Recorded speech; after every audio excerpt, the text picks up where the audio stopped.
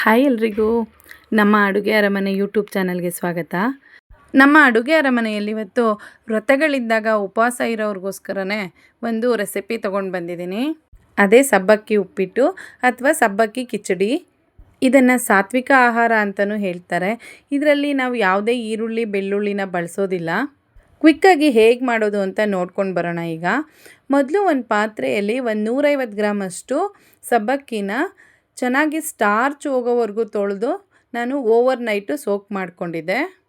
ಇದನ್ನು ಸೋಕ್ ಮಾಡೋದಕ್ಕೆ ಒಂದು ಟಿಪ್ ಇದೆ. ಏನು ಅಂತಂದರೆ, ನಾವು ಸಬ್ಬಕ್ಕಿನ ಯಾವ ಪಾತ್ರೆಯಲ್ಲಿ ಅಳತೆ ಮಾಡಿ ತೊಗೊಂಡಿರ್ತೀವೋ ಅದೇ ಪಾತ್ರೆಯಲ್ಲಿ ಅಷ್ಟೇ ನೀರನ್ನು ಹಾಕಿ ಸೋಕ್ ಮಾಡಬೇಕಾಗತ್ತೆ. ನೆನಪಿರಲಿ, ಸಬ್ಬಕ್ಕಿನ ಸ್ಟಾರ್ಚ್ ಹೋಗೋವರೆಗೂ ಒಂದು 3ರಿಂದ 4 ಸರಿ ಆದರೂ ಚೆನ್ನಾಗಿ ತೊಳಿಬೇಕು. ನಾನು ಈ ಸಬ್ಬಕ್ಕಿಯಿಂದ ಇನ್ನೊಂದು ರೆಸಿಪಿ ಮಾಡ್ತೀನಿ. ಅದೇನು ಅಂದರೆ ಸಬ್ಬಕ್ಕಿ ವಡೆ. ನಿಜವಾಗ್ಲೂ ಎಷ್ಟು ಚೆನ್ನಾಗಿರುತ್ತೆ ಅಂದರೆ ಅಷ್ಟು ಚೆನ್ನಾಗಿರುತ್ತೆ. ನಾನು ಇನ್ನೊಂದು ವಿಡಿಯೋ ಮಾಡಿ ಅದನ್ನು ಅಪ್ಲೋಡ್ ಮಾಡ್ತೀನಿ ಇಷ್ಟರಲ್ಲೇ. ಸಬ್ಬಕ್ಕಿ ನೆನೆಯೋಕ್ಕೆ ಅಂತ ನೀರು ಹಾಕ್ತಾಯಿದ್ದೀನಿ ನೋಡಿ. ನಾನು ಸ್ಟಾರ್ಚ್ ಇಲ್ಲದೆ ಮೇಲೆ ಹೇಗೆ ಟ್ರಾನ್ಸ್ಪರೆಂಟಾಗಿ ಕಾಣಿಸ್ತಾ ಇದೆ. ಸಬ್ಬಕ್ಕಿ ಸೋಕ್ ಮಾಡೋದಕ್ಕೆ ಸ್ವಲ್ಪ ಟೈಮ್ ತೊಗೊಳುತ್ತೆ, ಬಿಟ್ಟರೆ ಮುಂದಿನ ಪ್ರೊಸೀಜರೆಲ್ಲ ತುಂಬಾ ಈಸಿ ಇರುತ್ತೆ. ಮನೆಯಲ್ಲಿ ಒಂದು 4 ವರ್ಷಕ್ಕಿಂತ ಕಡಿಮೆ ವಯಸ್ಸಿರೋ ಅಂಥ ಮಕ್ಕಳಿದ್ರೆ ಅವ್ರಿಗೆ ಖಂಡಿತ ರೆಗ್ಯುಲರಾಗಿ ಇದು 2 ದಿನಕ್ಕೆ 3 ದಿನಕ್ಕೆ ಮಾಡಿಕೊಡಿ, ತುಂಬ ಒಳ್ಳೆಯದು.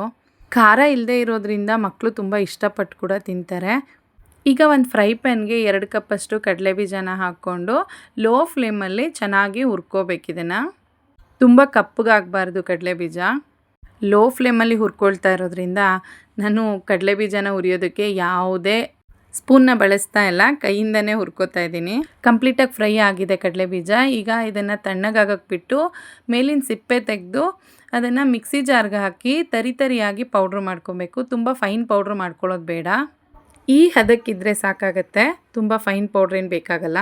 ಈಗ ಇನ್ನೊಂದು ಕಡಾಯಿಗೆ ಸ್ವಲ್ಪ ಎಣ್ಣೆ ಹಾಕ್ಕೊಂಡು ಜೊತೆಗೆ 1 ಸ್ಪೂನ್ ತುಪ್ಪ ಸೇರಿಸಿ ಅದು ಬಿಸಿ ಆದಮೇಲೆ ನಮ್ಗೆ ಎಷ್ಟು ಬೇಕೋ ಅಷ್ಟು ಗೋಡಂಬಿನ ಸೇರಿಸ್ಕೊಂಡು ಗೋಡಂಬಿ ಗೋಲ್ಡನ್ ಬ್ರೌನ್ ಬರೋವರೆಗೂ ಹುರ್ಕೋಬೇಕು. ನನಗೆ ತುಪ್ಪದಲ್ಲಿ ಗೋಡಂಬಿನ ಹುರಿಯುವಾಗ ಬರುತ್ತಲ್ಲ ಆ ಘಮ ತುಂಬ ಇಷ್ಟ. ಎಷ್ಟು ಚೆನ್ನಾಗಿರುತ್ತೆ ಅಲ್ವಾ. ಈಗ ಇದಕ್ಕೆ 1 ಸ್ಪೂನಷ್ಟು ಜೀರಿಗೆ ಸೇರಿಸ್ಕೋಬೇಕು. ನಂತರ ಸಣ್ಣದಾಗಿ ಚಾಪ್ ಮಾಡ್ಕೊಂಡಿರೋ ಅಂಥ ಹಸಿ ಮೆಣಸಿನ್ಕಾಯಿನ ಸೇರಿಸ್ಕೋಬೇಕು. ನಂತರ ಇದಕ್ಕೆ ಸಣ್ಣದಾಗಿ ಹೆಚ್ಚಿಟ್ಕೊಂಡಿರುವಂಥ ಆಲೂಗಡ್ಡೆ ಸೇರಿಸ್ಕೋತಾ ಇದ್ದೀನಿ. ನಾನು 2 ಆಲೂಗಡ್ಡೆನ ಹೆಚ್ಚಿ ತೊಳೆದಿಟ್ಕೊಂಡಿದ್ದೆ. ಅದನ್ನು ಸೇರಿಸ್ಕೊಂಡು ಚೆನ್ನಾಗಿ ಒಂದು ಸರಿ ಫ್ರೈ ಮಾಡ್ಕೋಬೇಕು. ಒಂದು ಸ್ವಲ್ಪ ಉಪ್ಪನ್ನ ಸೇರಿಸ್ಕೊಂಡು ಫ್ರೈ ಮಾಡ್ಕೊಳ್ಳೋದ್ರಿಂದ ಆಲೂಗಡ್ಡೆಗೆ ಚೆನ್ನಾಗಿ ಉಪ್ಪು ಹತ್ತುತ್ತೆ. ಒಂದೇ ಸರಿ ರುಚಿಗೆ ಎಷ್ಟು ಬೇಕೋ ನಮಗೆ ಕಿಚಡಿಗೆ ಅಷ್ಟು ಉಪ್ಪನ್ನು ಸೇರಿಸ್ಕೋಬಾರ್ದು. ಆವಾಗ ಆ ಉಪ್ಪೆಲ್ಲ ಆಲೂಗಡ್ಡೆ ಹೀರ್ಕೊಂಡು ಆಲೂಗಡ್ಡೆ ಜಾಸ್ತಿ ಉಪ್ಪಾಗ್ಬಿಡುತ್ತೆ. ನೋಡಿ, ಎಣ್ಣೆಲೆ ಆಲೂಗಡ್ಡೆನ ಚೆನ್ನಾಗಿ ಬೇಯಿಸ್ಕೊಂಡಿದ್ದೀನಿ. ಬೇಕಿದ್ದರೆ ನೀವು ಒಂದು ಫೋರ್ಕ್ ತೊಗೊಂಡು ಅದನ್ನು ಚೆಕ್ ಮಾಡ್ಕೋಬಹುದು ಬೆಂದಿದೆಯಾ ಇಲ್ವಾ ಅಂತ.